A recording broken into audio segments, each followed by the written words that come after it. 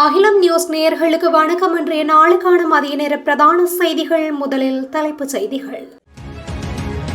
இன்று முதல் 11 அத்தியாவசிய பொருட்களின் விலைகள் அதிரடியாக குறைப்பு.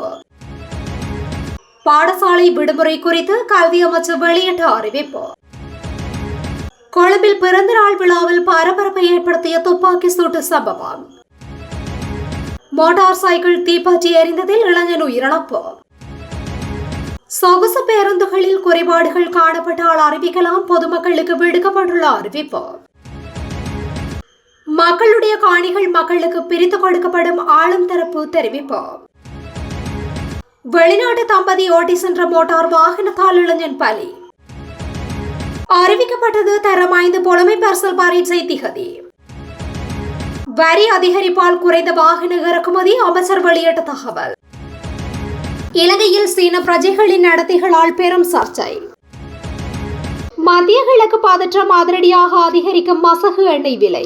தொடர்வன விரிவான செய்திகள். இன்று முதல் நடைமுறைக்கு வரும் வகையில் 11 அத்தியாவசிய உணவுப் பொருட்களின் விலைகளை குறைக்க லங்கா சதோச நிறுவனம் தீர்மானித்துள்ளது. வர்த்தகம், வாணிகம், உணவு பாதுகாப்பு மற்றும் கூட்டுறவு அபிவிருத்தி அமைச்சகத்தின் அறிவுறுத்தல்களின்படி இந்த நடவடிக்கை எடுக்கப்பட்டுள்ளது. அதன்படி நுகர்வோர் நாடு முழுவதும் உள்ள அனைத்து லங்கா சதோசா விற்பனை நிலையங்கள் மூலமாக அந்த பொருட்களை தள்ளுபடி விலையில் வாங்கலாம் என அறிவிக்கப்பட்டுள்ளது.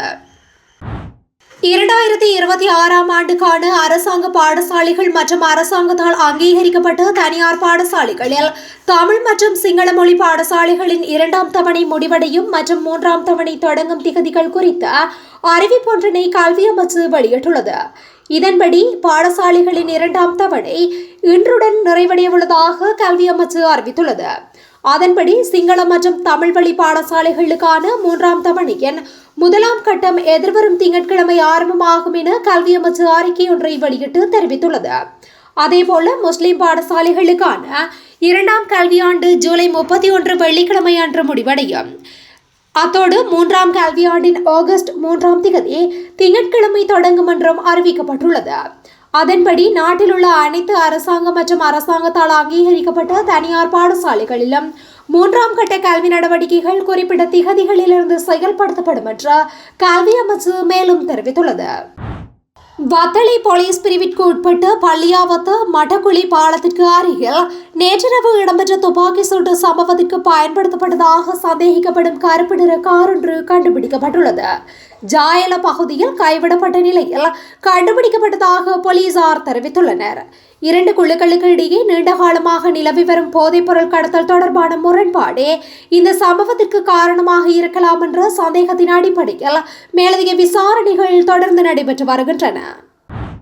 திருகோணமலை ஹபரணி பிரதான வீதியின் கித்துலோத்து 147ஆம் கட்டை பகுதியில் இடம்பெற்ற கொடூர வீதி விபத்தில் கந்தலாயை சேர்ந்த இளைஞர் ஒருவர் உயிரிழந்துள்ளதுடன் விபத்தின் போது காயமடைந்த இந்தியா சுற்றுலா பயணி ஒருவர் கந்தலாய் ஆதார வைத்தியசாலையில் அனுமதிக்கப்பட்டுள்ளார். இந்த விபத்தானது நேற்று மாலை இடம்பெற்றுள்ளது.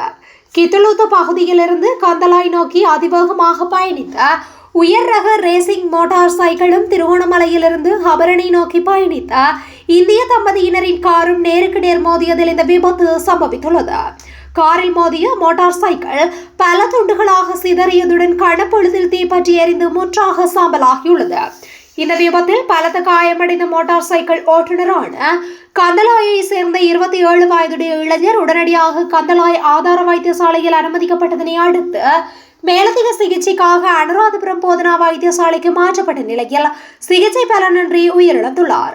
அத்துடன் காரை ஓட்டி வந்தவருக்கு பலத்த காயம் ஏற்பட்டு கந்தலாய் ஆதார வைத்தியசாலையில் அனுமதிக்கப்பட்டு சிகிச்சை பெற்று வருவதாக தெரிவிக்கப்பட்டுள்ளது. காயங்களுக்கு உள்ளான கார் ஓட்டுநரின் மனைவிக்கு முதலுதவி சிகிச்சைகள் அளிக்கப்பட்டதை தொடர்ந்து அவர் தங்கியிருந்த விடுதிக்கு அனுப்பி வைக்கப்பட்டுள்ளார். இந்த விபத்துக்கான காரணம் குறித்து கலோயா போலீசார் மேலதிக விசாரணைகளை மேற்கொண்டு வருகின்றனர். ஏதேனும் குறைபாடுகள் காணப்பட்டால் வடக்கு மாகாண வீதி பயணிகள் போக்குவரத்து அதிகார சபைக்கு பொதுமக்கள் முறைப்பாடு செய்ய முடியும் என அதிகார சபையின் தலைவர் பொறியியலாளர் விமலேஸ்வரன் தெரிவித்துள்ளார். அத்துடன் அதிகார சபையின் சோதனையின் அடிப்படையில் தேசிய போக்குவரத்து ஆணைக்குழுவின் அனுமதி பெற்ற பேருந்தொன்றுக்கு 20,000 ரூபாய் தண்டப்பணம் விதிக்கப்பட்டுள்ளதாகவும் குறிப்பிட்டுள்ளார். தேசிய போக்குவரத்து ஆணைக்குழுவால் அனுமதி வழங்கப்பட்ட பேருந்துகளிலும் சோதனை நடவடிக்கைகளை முன்னெடுப்பதற்கு வடக்கு மாகாண வீதி பயணிகள் போக்குவரத்து அதிகார சபையின் திடீர் பரிசோதகர்களுக்கு அனுமதி வழங்கப்பட்டுள்ளது. இதற்கமைவாக மன்னார் கட்பட்டி வழித்தடத்தில் சேவையில் ஈடுபட்ட பேருந்தில் அதிகார சபையின் திடீர் பரிசோதகர்கள் சோதனையினை மேற்கொண்டுள்ளனர். மக்களுக்கு சொந்தமான நிலத்தை மக்களுக்கும் விகாரைக்கும் சொந்தமான நிலத்தையும் விகாரைக்கு பிரித்து கொடுப்பதற்கு தேவையான அனைத்து நடவடிக்கைகளையும் எடுத்து வருகின்றோம் என புத்த சாசன சமய மற்றும் கலாசார அலுவல்கள் அமைச்சர் ஹினிதுமா சுனில் சனவி தெரிவித்துள்ளார். அத்துடன் தையட்டி காணி விவகாரம் தொடர்பில் அரசாங்கம் தற்போது விரிவான பேச்சுவார்த்தைகளை நடத்தி வருகின்றது எனவும் குறிப்பிட்டுள்ளார். அவர் மேலும் தெரிவிக்கையில் அனைத்து தரப்பினரையும் அழைத்து நாங்கள் பேச்சுவார்த்தை நடத்தியுள்ளோம். குறிப்பாக நீதி அமைச்சர், வடக்கு மாகாணத்தை பிரதிநிதித்துவப்படுத்தும் கடற்தொழில் அமைச்சர், ஆளுநர், மாவட்ட செயலாளர், பிரதேச செயலாளர் உள்ளிட்ட அனைத்து தரப்பினரையும் நாடாளுமன்றத்திற்கும் எமது அமைச்சுக்கும் பலமுறை அழைத்து இந்த பேச்சுவார்த்தைகளை நடத்தியுள்ளோம். அத்துடன் அந்த பகுதியின் காணி உரிமையாளர்களான மக்களையும் நாங்கள் நேரில் சந்தித்து பேசினோம். இந்த பேச்சுவார்த்தைகளின் விளைவாக கடந்த சில நாட்களுக்கு முன்பு காணி அளவீட்டு பணிகளை மேற்கொள்வதற்காக அனைத்து அதிகாரிகளும் வலிகாமம் தையிட்டி பகுதிக்கு சென்றனர். ஆனால் அங்கு ஏற்பட்ட சிறிய சிக்கல் காரணமாக அதை முழுமையாக செய்ய முடியாமல் போனது. எங்களின் நோக்கம் என்னவென்றால் இந்த சிக்கல்கள் அனைத்தையும் தீர்த்து காணி உரிமையாளர்களான எமது மக்களுக்கு சொந்தமான காணிகளை அவர்களிடமே ஒப்படைக்க வேண்டும் என்பதாகும். அதே நேரம் 1972 ஆண்டின் காணி அளவீட்டு ஆவணங்களிலேயே இந்த விகாரை பற்றி குறிப்பிடப்பட்டுள்ளது. விகாரையின் ஜிந்தோட்ட நந்தராம நாயக்க தேரர் மிகவும் தெளிவான புரிதலோடு இருக்கின்றார் எனவும் மேலும் தெரிவிக்கப்பட்டுள்ளது. கந்தளாய் பகுதியிலிருந்து ஹபரணி செல்லும் வீதியில் மோட்டார் காரும் மோட்டார் சைக்கிளும் மோதிக்கொண்ட விபத்தில் ஒருவர் உயிரிழந்துள்ளார். விபத்தில் வெளிநாட்டவர்கள் 2 காயமடைந்து வைத்தியசாலையில் அனுமதிக்கப்பட்டுள்ளனர். வெளிநாட்டு தம்பதி திருகோணமலை நோக்கி பயணித்த காரும் கந்தளாய் பகுதியிலிருந்து ஹபரணி நோக்கி சென்ற மோட்டார் சைக்கிளுமே இவ்வாறு விபத்தில் சிக்கியுள்ளது. இதன்போது 148 மைல்கல் பகுதிக்கு அருகில் கித்துலுத்துவ பிரதேசத்தில் 2 வாகனங்களும் நேருக்கு நேர் மோதிக்கொண்டுள்ளன. விபத்தின் காரணமாக மோட்டார் சைக்கிள் தீப்பற்றி எரிந்து நாசமாகியுள்ளதுடன் காயமடைந்தவர்கள் வைத்தியசாலையில் அனுமதிக்கப்பட்டுள்ளனர். கவலைக்கிடமான நிலையில் இருந்த மோட்டார் சைக்கிள் ஓட்டுநர் மேலதிக சிகிச்சைகளுக்காக அனுராதபுரம் போதனா வைத்தியசாலையில் அனுமதிக்கப்பட்டுள்ளார். அவர் தீவிர சிகிச்சை பிரிவில் சிகிச்சை பெற்று வந்த நிலையில் தற்போது உயிரிழந்துள்ளமை குறிப்பிடத்தக்கது. 2026 ஆண்டுக்கான 5ஆம் வகுப்பு புலமை பரிசில் பரீட்சை தொடர்பில் பரீட்சை திணைக்களம் முக்கிய அறிவிப்பொன்றை வெளியிட்டுள்ளது. அந்த வகையில் புலமை பரிசில் பரீட்சை எதிர்வரும் ஆகஸ்ட் 9 ஞாயிற்றுக்கிழமை அன்று நடைபெறும் என பரீட்சைகள் திணைக்களம் அறிவித்துள்ளது.